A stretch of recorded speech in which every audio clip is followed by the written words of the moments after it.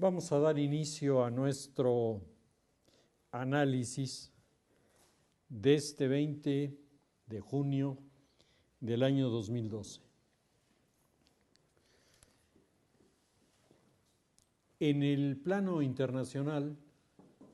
quisiera hacer una referencia al encuentro del Grupo de los 22 que se reunió en Los Cabos, porque me parece que el evento es algo así como una lección para los estudiantes de Relaciones Internacionales, ya que no solamente se manejó en la agenda la problemática del Grupo de los 22, sino que el Grupo de los 22 fue el factor a través del cual se interpretaron noticias muy importantes. Una, la elección en Grecia, y la otra, la problemática de Siria, que uno pudiera pensar,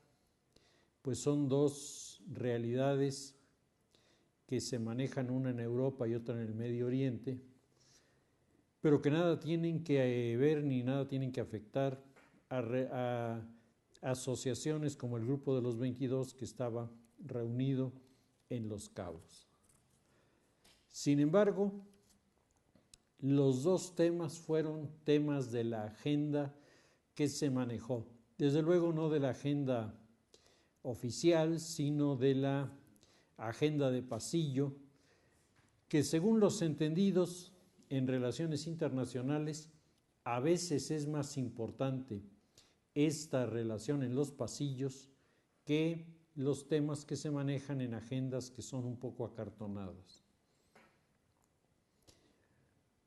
El tema de Grecia es particularmente un tema que está en este momento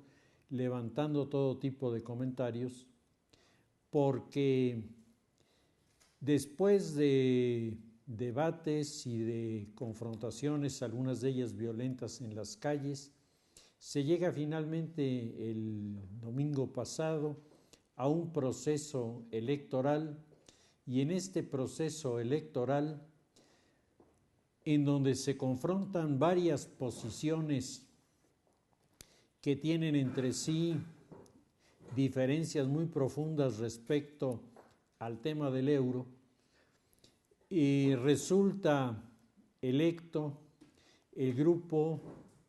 de lo que pudiéramos considerar el centro derecha del espectro de Grecia, quedando el grupo más radical hecho a un lado y hablándose en estos días después de la elección de las posibilidades de la conformación de una coalición entre el Partido Socialista y el Partido de Centro Derecha, lo que en nuestro país sonaría como una especie de herejía impronunciable. En Grecia es una realidad, porque la única manera de que un gobierno salga adelante en medio de una crisis de tal profundidad es logrando alianzas con aquellos que estén dispuestos a unirse a los proyectos de ley, a las reformas de tipo fiscal y a todas las maniobras y mecanismos que se van a tener que implementar, pues para evitar el que Grecia siga por este rumbo de caída económica que es altamente preocupante. En el Grupo de los 22 se ha analizado, y es muy interesante observarlo, se ha analizado que el tema del euro, mucho más que un tema de tipo económico, es un tema de tipo político, y que la posibilidad expresada en algún momento por los grupos de la izquierda radical de regresar la economía de Grecia al dracma es punto menos que imposible. Y si se llegara a hacer, las consecuencias de deterioro para la economía de Grecia serían verdaderamente terribles. Se ha hecho también, y me parece que eso es un ejercicio interesante, se ha hecho una revisión del comportamiento de los países que están en problemas. España, Grecia, Portugal, Irlanda, que son tal vez los que tienen la cuerda más corta en este particular tramo de la crisis, presentan una característica. Todos ellos han tenido gobiernos que han permitido de manera irresponsable el crecimiento de toda una serie de signos económicos que marcaban el deterioro que hoy están viviendo. Al no haberse respetado desde el punto de vista de la disciplina de la economía los principios básicos de la misma, las consecuencias se pagan y se pagan de manera muy elevada. Los griegos, durante el gobierno de Papandreou, se vieron de alguna manera alentados a manejar una forma de vida con un dispendio monumental que hoy están evaluando y hoy están pagando, y lo están pagando de manera muy, muy seria, ¿no? Se analizó en el grupo de los 22 la denuncia hecha por ciertos sectores sociales de Grecia en el sentido de que los salarios de algunos grupos son tan bajos que no permiten, cuando hay necesidad de adquirir medicinas, el que las personas puedan hacerlo, lo que habla ya de un deterioro que es verdaderamente preocupante. Se habló de que el ejemplo de lo que está pasando en Grecia es un ejemplo de lo que puede pasar en España, y se señaló al gobierno de Rodríguez Zapatero como el gobierno que abrió las puertas a toda una serie de gastos dispendiosos cuyas consecuencias hoy los españoles están resintiendo. Hubo en el encuentro del Grupo 22 posiciones diversas respecto de los mecanismos que está empleando la Comunidad Europea para resolver el problema. Y tal vez una de las críticas que a mí me parece más agudas y que nos refleja el fondo de muchos de los problemas que se están viviendo es que se identifica a la Comunidad Europea como absolutamente indiferente a los resultados que tienen sus agremiados en el orden económico. Los analistas entendidos en el tema destacan el hecho de que la Comunidad Económica Europea no ha metido un dedo realmente por atender al problema de Grecia, como en su momento no metió un dedo por atender al problema de Yugoslavia cuando Yugoslavia se desintegró, lo que llevó a situaciones terribles, purgas étnicas, enfrentamientos ideológicos, enfrentamientos religiosos, que fueron resueltos cuando Estados Unidos se mete en el tema. Ahora se habla mucho de que Estados Unidos está presionando a la Comunidad Europea para que la Comunidad Europea cree las condiciones que le permitan rescatar a Grecia y le permitan rescatar a España antes de que el mismo esquema de Grecia y España deteriore de manera tan grave la estabilidad de la Comunidad Europea, que esto acabe afectando a muchos más de los que hoy están siendo zarandeados por la crisis económica que se está viviendo. En la misma mesa en donde se estaban discutiendo estos temas, además de los temas de la agenda de la reunión del Grupo 22, que fue el tema central, la creación de un tratado de libre comercio del Pacífico, a donde se invita formalmente a nuestro país a ingresar y el presidente Felipe Calderón acepta. Este era el tema central del debate, de la reunión y de la convocatoria.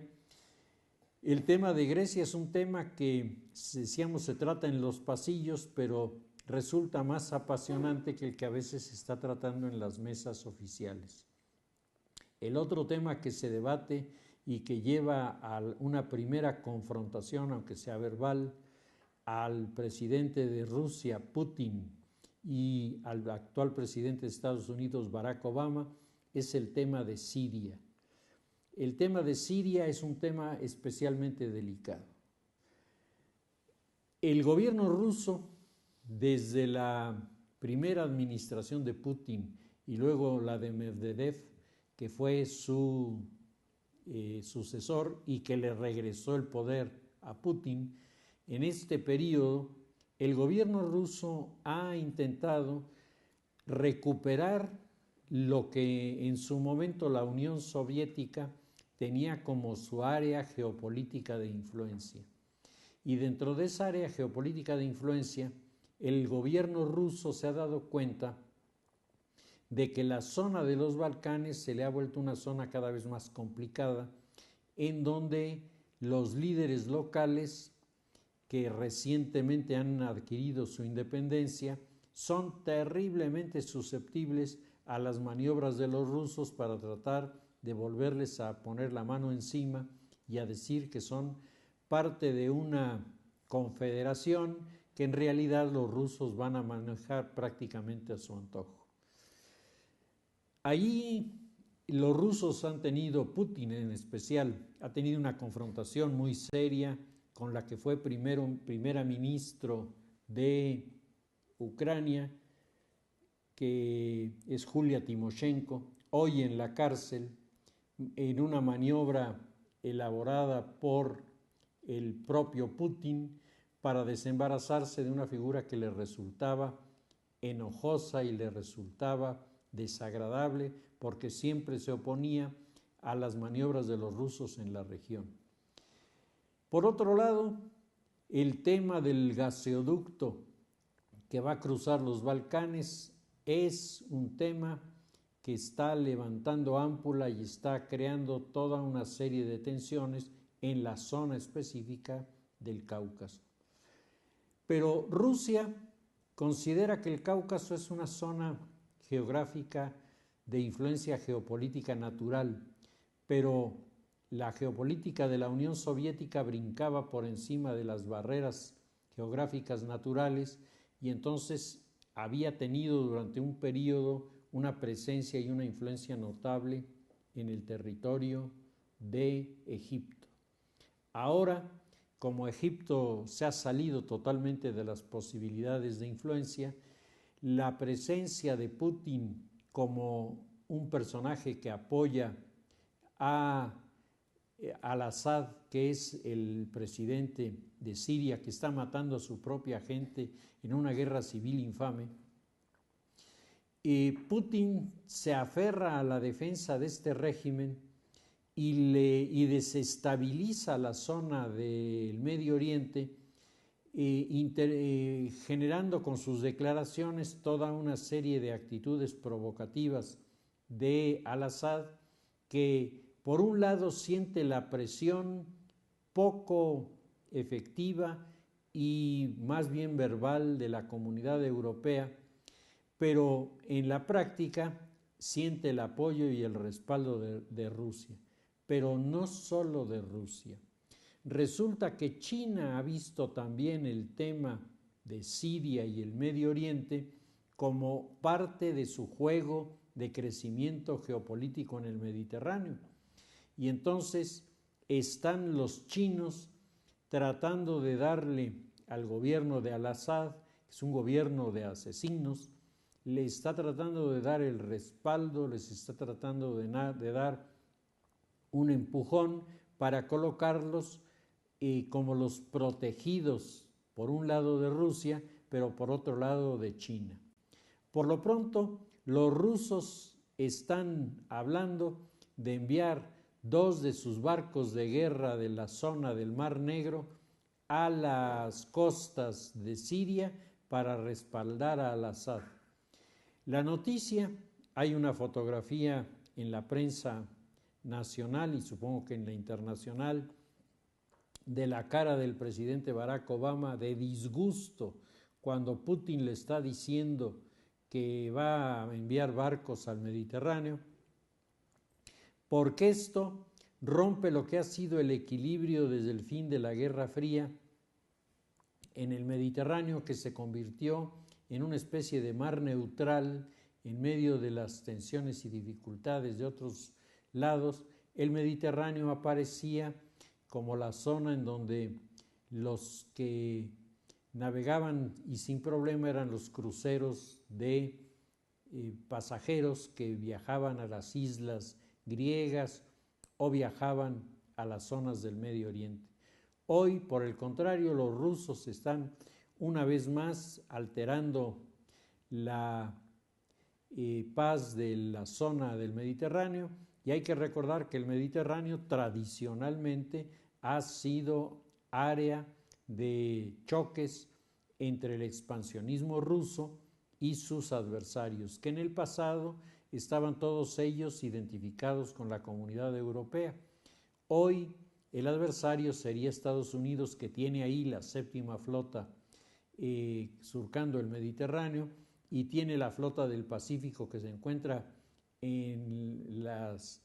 inmediaciones de la península arábiga, con la posibilidad de trasladarse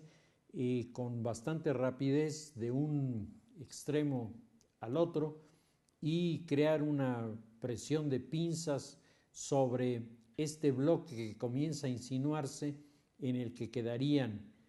Irán por una parte, en segundo lugar Siria, Rusia y China, formando un bloque allí que se enfrentaría a Israel y los Estados Unidos. Todo esto se debate también en la reunión que se lleva a cabo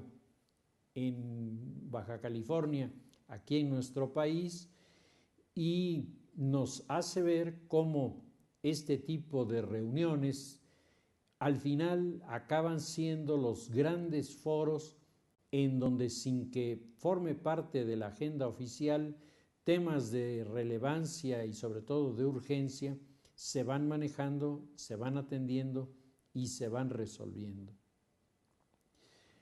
El tema de el Medio Oriente, el tema de Grecia y España son, decíamos, el escenario secundario pero importantísimo de los debates, pero en el tema central que ocupó a los representantes de los 22 países en esta reunión, uno de los temas agendados que resultó particularmente polémico es, como ya lo habíamos comentado aquí en alguna ocasión, el tema de la creación de empleos. Hubo toda una serie de intervenciones y muchas declaraciones a la prensa. Una de las declaraciones que a mí me pareció más interesante es la de Richard Trumka, que es el vicepresidente de la Confederación Sindical Internacional, que dice que los países del G20 están enfocados al PIB como algo contrario a poner a la gente a trabajar. Es decir, la idea de utilizar el capital como recurso especulativo para ganar dinero sin contratar a nadie está ganando adeptos en muy diversos países que se dan cuenta de que pues esta es una manera relativamente sencilla y además muy barata de hacerse de muchos recursos. Sin embargo, muchos de los participantes en el encuentro se molestaron con los pronunciamientos en el sentido de que nosotros como sociedades lo que deberíamos intentar es hacer crecer nuestros recursos y no hacer crecer a la población. Este es uno de los temas particularmente de tensión entre varios de los países participantes y los países latinoamericanos, en donde tenemos todos la situación de índices de desempleo significativo y tenemos también el problema de salarios que no son necesariamente remunerativos, es decir, tenemos salarios menos buenos de los que deberíamos tener. La visión de los reunidos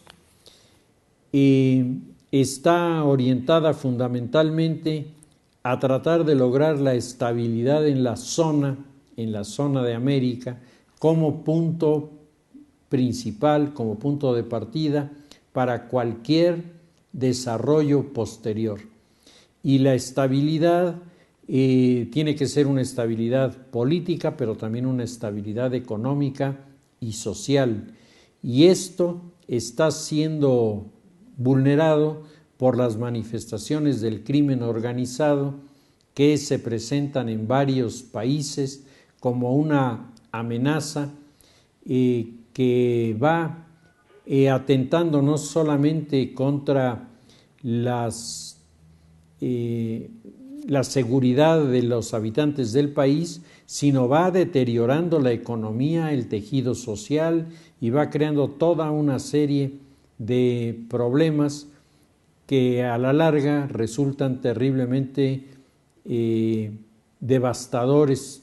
para las comunidades de nuestros países. Se habló entre los mandatarios a darle un especial énfasis al crecimiento. Y ahí el debate fue sobre el crecimiento con empleo o el crecimiento sin empleo. El ejemplo de los Estados Unidos y de lo que ha pasado ahí en los últimos años es tal vez uno de los factores que más ha hecho reflexionar a los asistentes, porque Estados Unidos se ha visto confrontado a una grave crisis derivada del manejo de los recursos económicos en el plan especulativo. Y entonces quienes siguen ahora insistiendo en que este es el mejor camino, se les plantea el argumento de lo que pasa en los Estados Unidos. El gobierno norteamericano aprovecha las circunstancias. Hay que acordarse que Estados Unidos está también a punto de desembocar en la carrera presidencial para noviembre de este año. El presidente de los Estados Unidos, Barack Obama, aprovecha los elementos que se están manejando para hacer una declaración que en los Estados Unidos ha caído muy mal, por lo menos en los sectores de los republicanos. El presidente Barack Obama hace lo que pudiéramos considerar una especie de amnistía temporal y parcial sobre los inmigrantes que están cursando estudios en los Estados Unidos y que han demostrado ser buenos alumnos y han demostrado al mismo tiempo comportarse sin problemas en la comunidad. La idea de aceptar sin cuestionamiento a los integrantes del grupo llamado de los Dreamers, es decir, de los soñadores, de los que soñaban con que esto se diera, ha sido celebrado en forma entusiasta por la comunidad de los latinos, pero ha sido vista por los republicanos como una especie de amenaza, porque ellos piensan que este es el primer paso para llegar a una amnistía plena a los inmigrantes, cosa con la que ellos están en absoluto desacuerdo. Se están percibiendo en los Estados Unidos estos dos enfoques de la vida política, cultural, social y económica que están ligados a la concepción del racismo. Quienes están en una actitud de apertura, de señalar incluso que Estados Unidos es lo que es gracias al mestizaje de los grupos que fueron inmigrantes en este territorio y que han configurado el tejido social más intenso de lo que hoy es los Estados Unidos, y por lo tanto Estados Unidos haría mal en renegar de sus propias raíces, persiguiendo a los inmigrantes, y otros muy en la línea de Huntington, diciendo, bueno, es que una cosa eran los inmigrantes que venían de Francia, que venían de Inglaterra, que venían de Alemania, que venían de esos países, y otra es la inmigración que viene de los países latinoamericanos, que es algo así como la invasión de los tártaros. Entonces, no se pueden equiparar estas dos realidades, y no se puede decir que Estados Unidos traiciona su historia si no le da apertura a los inmigrantes. El debate en los Estados Unidos está allí, pero la postura del presidente Barack Obama en esta reunión del G20 fue clarísima. El presidente está a favor de abrir esta oportunidad, y eso en un sector importante de migrantes y en un sector importante también de norteamericanos ha sido apreciado como una extraordinaria y muy interesante noticia de lo que puede esperarse en el futuro. Y decíamos, para terminar con este primer tema de lo internacional, que se le hace la invitación al gobierno de México para integrar un tratado de libre comercio del Pacífico, y se ausculta a quienes estuvieran interesados en participar en el mismo. Habiéndose encontrado primero con que hay un número de interesados que cumple con los requisitos y que le da al mismo tiempo la solidez y la credibilidad al proyecto, se ha declarado que comienzan las negociaciones para presentar un protocolo que se dará a conocer en algunos meses, supongo que antes de que sean las elecciones en los Estados Unidos, por lo que esto implica para Barack Obama, que evidentemente tiene que salir beneficiado si este asunto opera bien. Y los países que están interesados, pues básicamente son los países que están en la posibilidad de iniciar un crecimiento significativo. Nuestro país no tiene una economía que pudiéramos considerar de crecimiento extraordinario. Por el contrario, ha tenido un crecimiento en los últimos años bastante corto. Y eso desde la época de Ernesto Zedillo, el crecimiento de nuestra economía se vio mermado. Sin embargo, en este año las apreciaciones hablan de que estamos creciendo al 4.6, lo que marcaría ya un contraste con lo que habíamos venido creciendo en periodos anteriores. Y el mismo fenómeno de este crecimiento comienza a percibirse en ciertas áreas de la economía mundial. Nuestra economía nacional, curiosamente, mientras aquí hay una descalificación y un señalamiento de inoperancia e ineficacia, a nivel internacional está siendo felicitada en esta reunión del G20 porque México puede servir de ejemplo de cómo sortear la crisis económica a muchos países de Europa y de Latinoamérica que no están haciendo bien las cosas. Y ahí los integrantes del G20 miraban hacia el sur con inquietud, particularmente a Argentina, en donde el gobierno de Cristina Kirchner ha tenido, como los militares en su momento, que recurrir al tema de las Malvinas, que es el tema de la agresión del imperialismo británico sobre el nacionalismo argentino, que ha servido desde el siglo XIX hasta la fecha de manera de lo más efectivo a los gobernantes que tienen problemas para reunir a la sociedad en torno suyo para enfrentar a este monstruo odiado que es Inglaterra.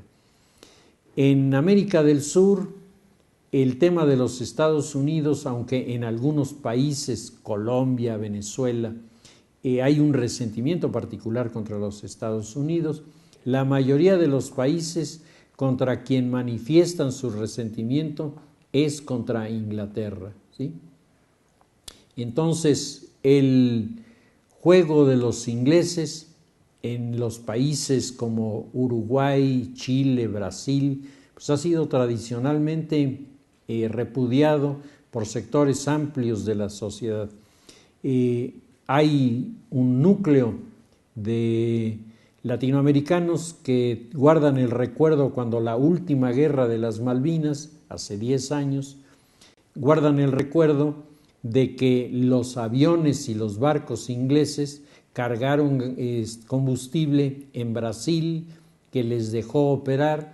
y la operación de comandos ingleses que iba a destruir los misiles Exocet con los que los argentinos estaban hundiendo los buques de guerra ingleses, tenía su base, estaba localizada en territorio chileno. Estas son, digamos, los agravios que se guardan entre los vecinos, que son agravios verdaderamente impresionantes, ¿no? Cuando se habla de la América Española unida, se habla de una verdadera utopía, porque cuando uno ha conocido estos países, ha oído hablar a sus políticos, ha oído hablar a sus académicos, uno se da cuenta de que llegar a una unificación entre algunos de estos territorios, si no imposible, es extraordinariamente difícil. Por lo pronto, la reunión le ha dejado a México elementos muy positivos, le ha dejado el reconocimiento de que no lo está haciendo mal, le ha dejado la invitación a la participación del TLC, le ha dejado la percepción de que México puede convertirse en un socio capital en el proceso de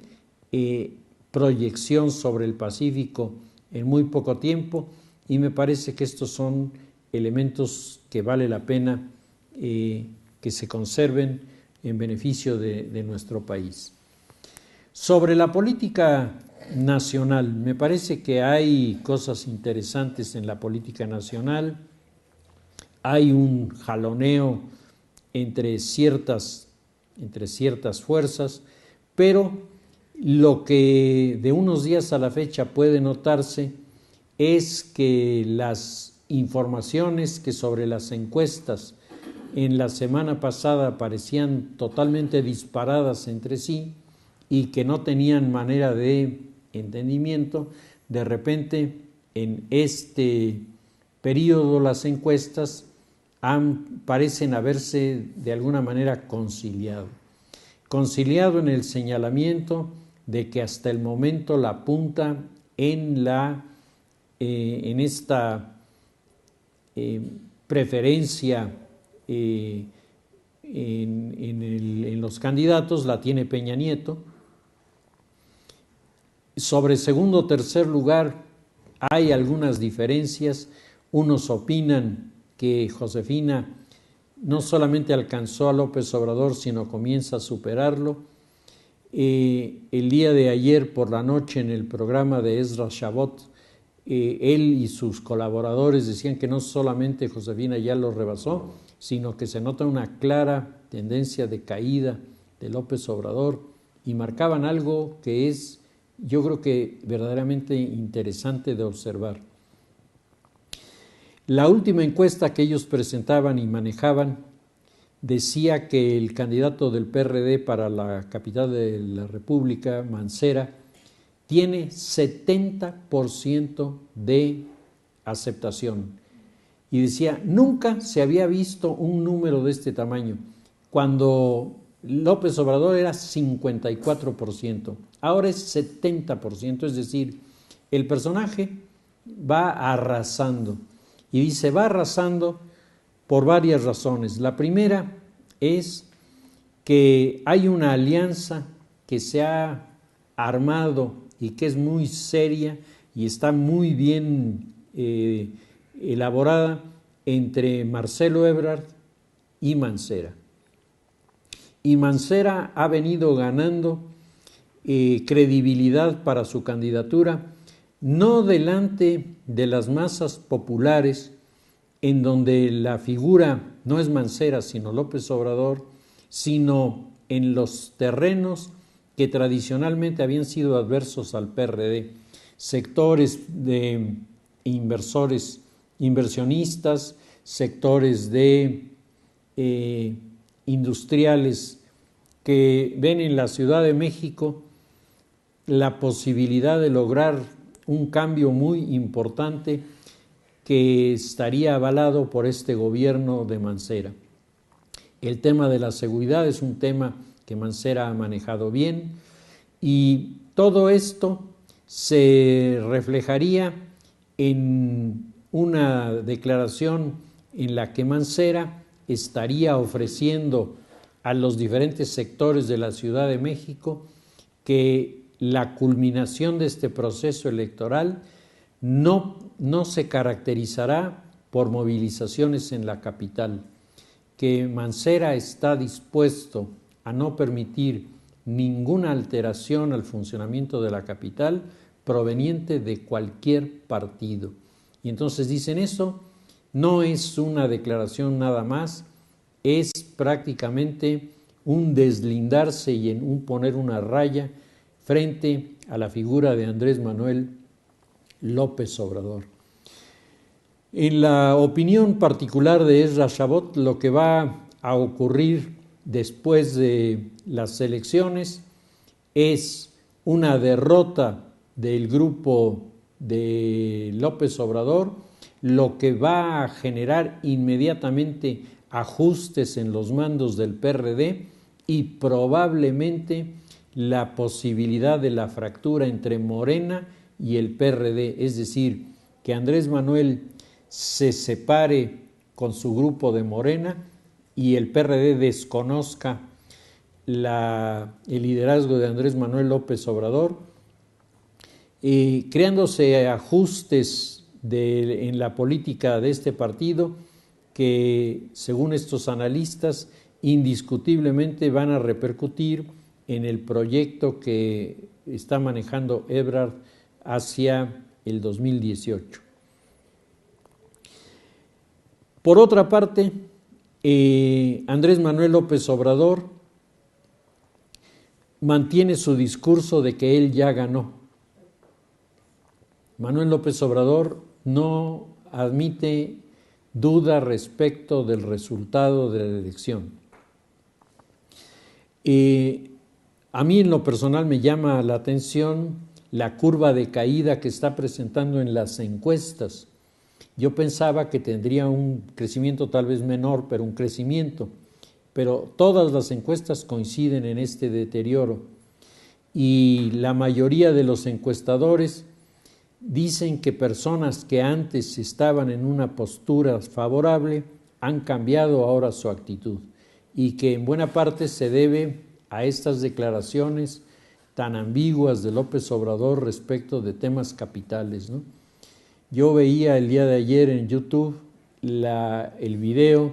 de la entrevista con los periodistas de tercer grado, en donde le preguntan los periodistas si creen las instituciones.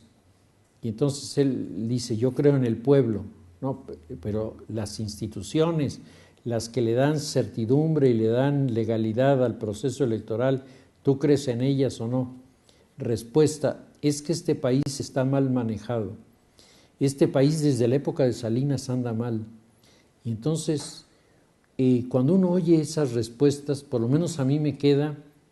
la sensación de alguien que no parece estar en sintonía con lo que le están preguntando, porque le dicen, no, espérate, te estoy preguntando sobre esto. Y él continúa, y además continúa muy tranquilo, no se altera, no se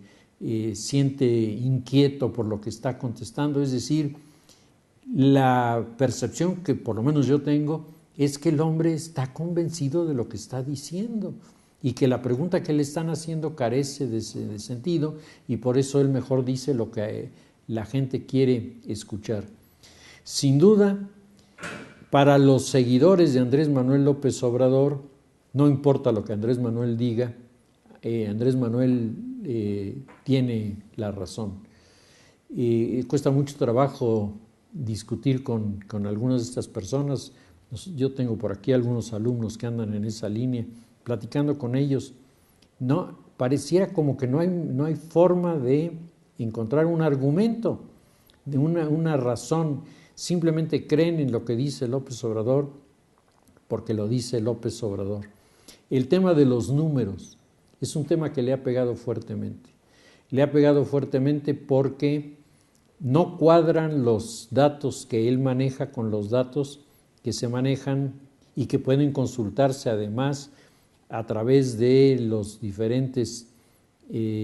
portales que hay para tener información de los organismos oficiales, los sueldos, etcétera. Comparados con lo que él maneja, parecerían ser fuentes diferentes de información, con el agravante de que él no dice cuáles son sus fuentes. Él, por ejemplo, rechaza todas las encuestas, todas. Y a la pregunta es, ¿por qué rechazas todas las encuestas? Dice, porque las mías dicen lo contrario. Y cuando le preguntan, bueno, ¿y quién te hace tus encuestas? Dice, pues se las voy a dejar. No, ¿quién te hace tus encuestas? Yo te puedo decir que a mí las hace GeoISA y cada quien va diciendo quién le hace las encuestas. ¿A ti quién te hace las encuestas? Se las voy a dejar. Como si tuviera algún problema en decir el nombre. A lo mejor el personaje es desconocido, pero para él le amerita confianza. Yo me pregunto, si le voy a dejar a mi interlocutor por escrito el documento que tengo aquí, ¿por qué no le leo el título del autor y me quito de problemas? Este tipo de posturas a mí me parece que le ha venido quitando a López Obrador una cierta credibilidad, una lentitud manifiesta en sus respuestas, que a veces desconcierta porque tal parece que no tiene una respuesta para lo que le están preguntando. Yo no digo que no la tenga, pero su lenguaje corporal de comunicación con las personas que lo están viendo no es la del hombre que entusiasma. Por el contrario, parecería ya un hombre muy mayor que está tratando de aconsejar a los demás. No el líder que conocimos hace 6 años. Si ustedes han visto ese video que le han manejado en la propaganda sucia, donde él descalifica las instituciones, es un Andrés Manuel que arrebata, es el Andrés Manuel que jala, que convence a su gente porque tiene una fuerza, una fibra interior que le permite decir y al diablo con sus instituciones. Hoy el hombre como que ha perdido este don y eso indiscutiblemente se refleja en ciertos sectores en donde las posturas son bastante más agresivas. Por otro lado, yo percibo que en el entorno de Andrés Manuel López Obrador, como les había dicho en la ocasión anterior, se mueven grupos que están intentando desbordarlo, y específicamente los grupos del Partido Comunista, que están tratando de meterse y están tratando de colorear las actividades, sobre todo de los jóvenes. La invitación a Camila Vallejo no es una invitación indiferente, ¿no? Esta chica muy bonita, muy agradable, es una mujer con una enorme experiencia en el manejo del conflicto estudiantil en Chile en contra del gobierno de Piñera, pero ella también, antes de que fuera dirigente estudiantil, estuvo implicada en las manifestaciones en contra de Michelle Bachelet. Es decir, tiene ya una trayectoria larga de presencia y de participación, militante activa del Partido Comunista, sus padres miembros del Partido Comunista chileno, un partido que en Chile se siente marginado frente a los triunfos socialdemócratas, que ellos sienten no solo no los representan, sino traicionan su voluntad de tipo revolucionario. Camila viene a la Universidad Autónoma de México, Xochimilco, a la UAM Xochimilco. Ahí da una plática en donde ella dice de entrada: yo no vengo a dar consejos, yo no me quiero meter en la política mexicana, yo vengo aquí a un evento sobre las universidades en Latinoamérica, pero acaba diciendo: yo exhorto a los jóvenes a que asuman el modelo chileno de desafío al poder. Y entonces dice uno, bueno, si no vino a meterse en la política, pues ya se está metiendo en la política, ¿no? Y me parece que hasta el momento no se ha valorado la importancia de esta visita de esta jovencita, que a mí me parece que va mucho más allá de haber venido a dar una plática que aparentemente no tenía ningún otro significado, pero las relaciones de ella con el grupo 132 se han venido multiplicando. En el grupo 132 han comenzado a aparecer las declaraciones de ideologización que han sido rechazadas por uno y aceptadas por otro, pero se puede ver esta maniobra de los grupos de la izquierda comunista tratando de meterse en esto. He oído las opiniones de muchas personas que dicen, ¿es Andrés Manuel? Yo pienso que no. Andrés Manuel se ha deslindado del Partido Comunista hace un buen tiempo, y creo que ya se los había comentado. Yo tengo muy grabado en la mente una imagen en la que, estando en el Zócalo de la Ciudad de México con un lleno impresionante y estando hablando López Obrador, de repente aparecieron unas banderas del Partido Comunista. Y entonces Carlos Monsiváis, que todavía vivía, le quitó el micrófono a López Obrador y dijo: aquí hay alguien que se equivocó de mitin, quiten esas banderas porque nosotros no somos militantes de ese partido.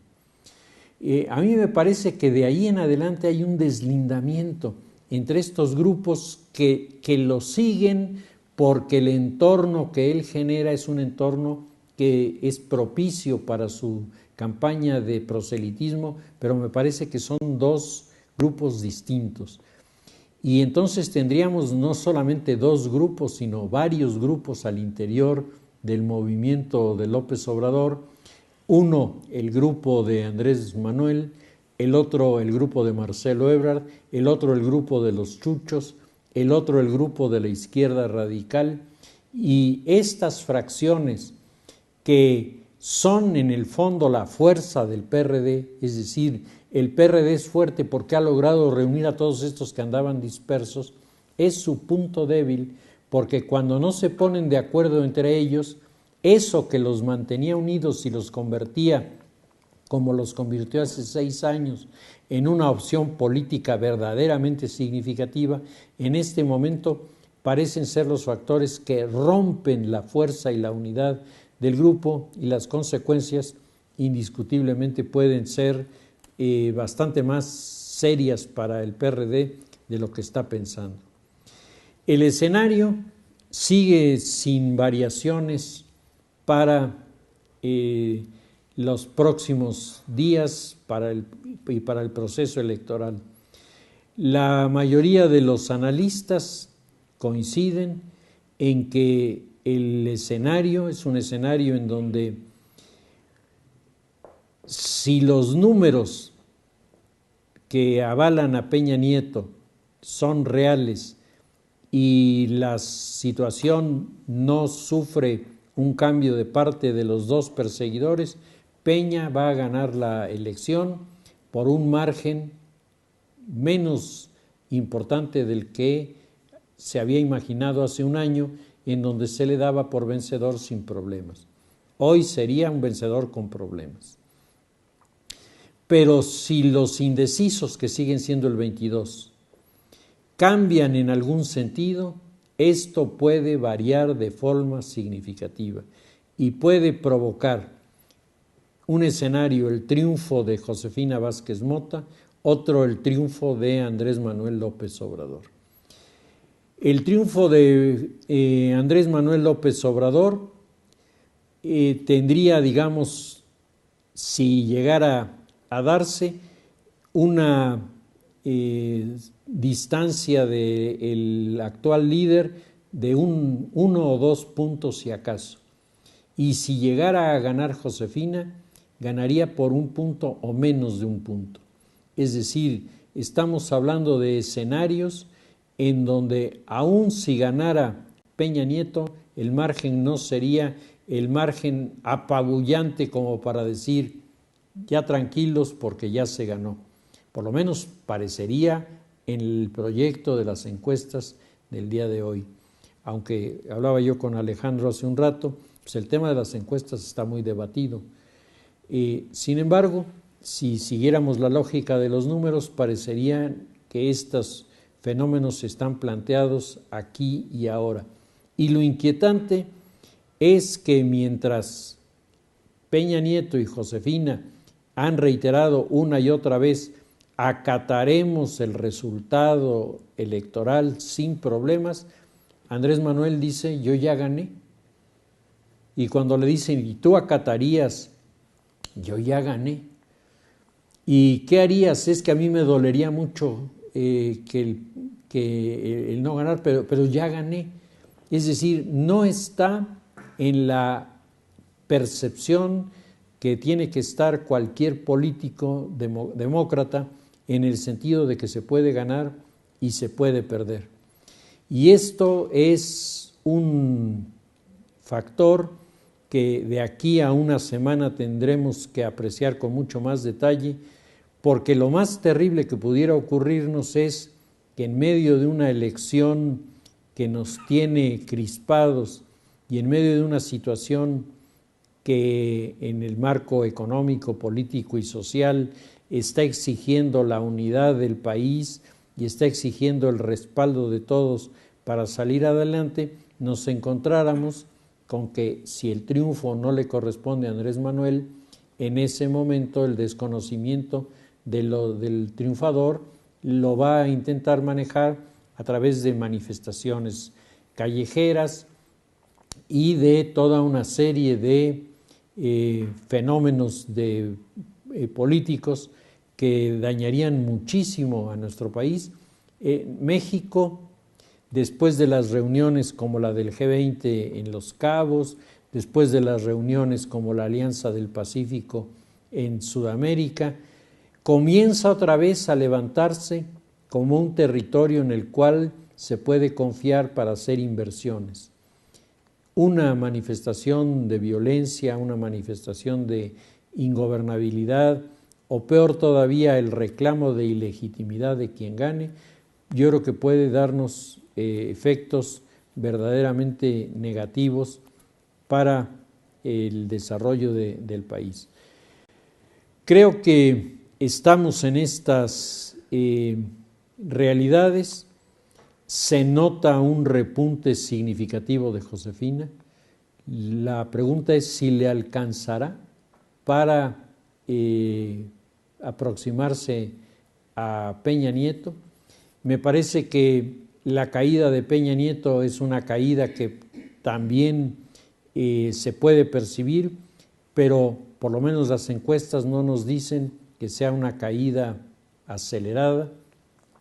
Es decir, la posibilidad de juntarse naturalmente no es tan simple y eso lo dejaría todavía hoy como el más probable triunfador del proceso. Y López Obrador, indiscutiblemente podemos llevarnos una sorpresa y que el 22% de los indecisos opte por él. Eso puede ser. Son realidades que como analista uno tiene que aceptar y entender, y en ese caso se colocaría como el triunfador por un margen pequeño, ¿sí?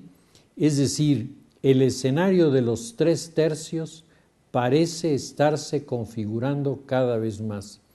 Y ese escenario de los 3/3 tiene una proyección que es inevitable. Significa una Cámara de Diputados partida en 3 y significa otra vez la figura de un presidente, quien quiera que sea, atrapado en la fractura entre 3 de la Cámara de Diputados. Curiosamente, los encuestadores todos coinciden en que Cuadri, que después del primer debate había repuntado, se ha derrumbado estrepitosamente. Y eso sin duda puede venir también a alterar la composición de la Cámara de Diputados, quitándole a la profesora, si el asunto fuera verdaderamente desastroso, incluso la posibilidad de su registro, con lo que se volvería enormemente vulnerable frente al desarrollo político del país en los próximos meses. Pues si les parece, lo dejamos allí y dentro de 8 días tendremos nuestra última reflexión antes del proceso electoral.